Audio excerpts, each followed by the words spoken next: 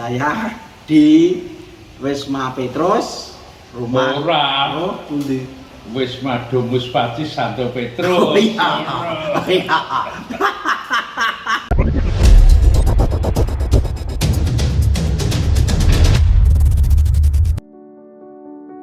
Saya di Wisma Domus Pacis Santo Petrus, Kendungan, tempat Romo-Romo Sepuh berdomisili. Saya bersama Romo Bambang Sutrisno. Romo Bambang.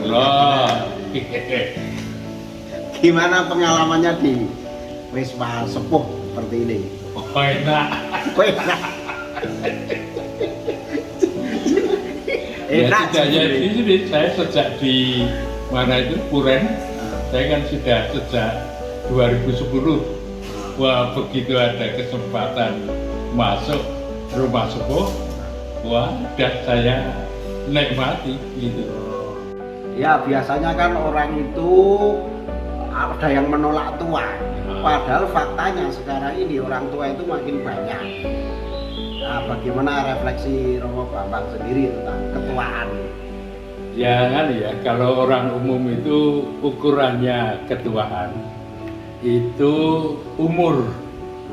Ada yang bilang 60, kalau Romo proses ini ya 65 ke atas itu ada yang. Jadi ukurannya itu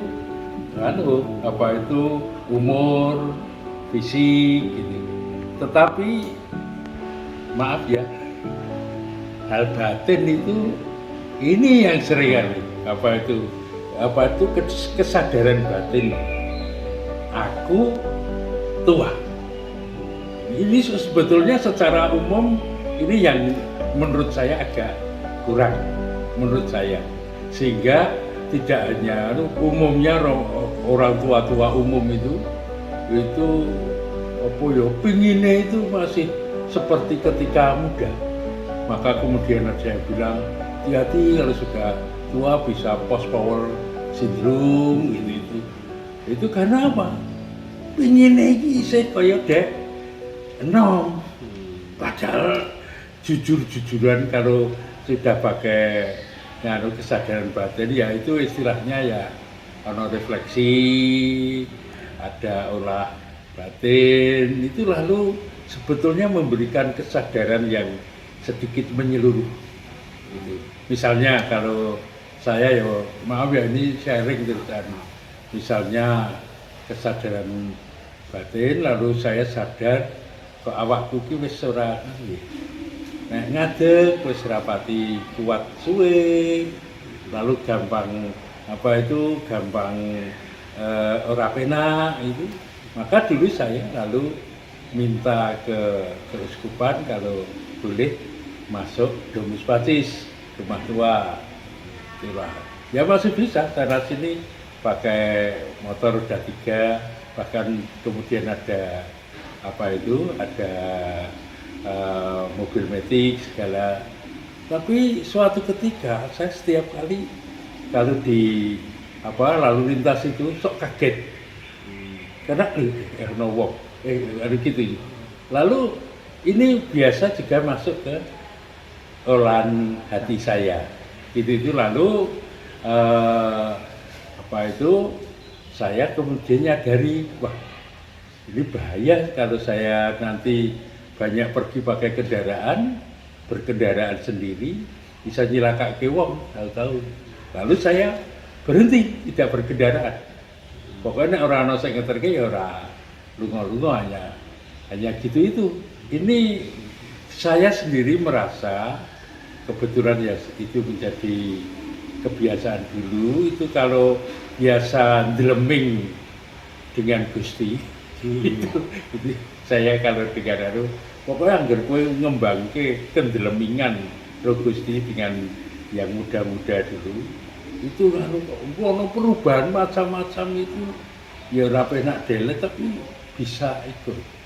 Itu entah ya, saya seringkali nggak kok iso ya, kok saya dulu biasanya ke sana kemari lalu terus kok neng kamar terus kok yo iso yo bisa itu.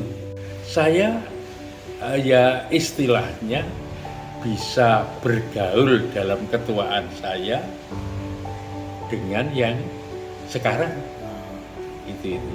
Kalau saya, wes toh, dari satu sisi mengikuti Ibu Maria aja, gitu. Malah membiasakan diri, memasukkan segalanya dalam hati, dan kemudian itu merenungkannya. Nanti kan iso di ngendikake Gusti Yesus, ketika engkau masih muda, engkau mengikat pinggangmu sendiri pergi ke tempat yang kau kehendaki.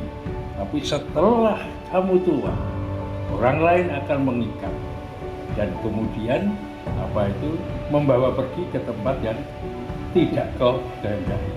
Jadi latihan mengikuti kehendak Allah, dan makin lama makin tua itu kan nek orang hati-hati rumangsane wis dadi rumangsane menjadi sumber dari segala pengetahuan, tempat berguru, panutan. Gosek gitu. Yang muda itu ya hebat untuk itu. Saya itu kalau merenungkan tua muda itu mesti kelingan anggur kerbat itu. Anggur baru. Iya, biarkan yang baru dalam kerbat baru, yang lama dalam kerbat lama, sehingga tidak saling menuntut. Tidak saling menuntut. Itu yang muda-muda yang itu ya menerima nek Romo sepuh ngene. Sementara yang sepuh juga sik enom ngene. Itu ini istilahnya dinamika perjuangan iman itu. Karena apa? Ya udah duwe perspektif dhewe dan seringkali kuat semua.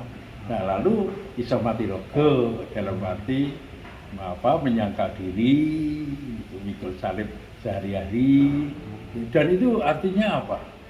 Ketaatan bagi saya. Ketaatan, nomor siji taat. Sehingga apa?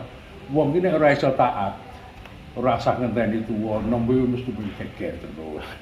Saya tua, saya jelei. Nek kondisine fit, lah ya lalu ketaatannya apa? Ya mungkin menjaga kebugaran.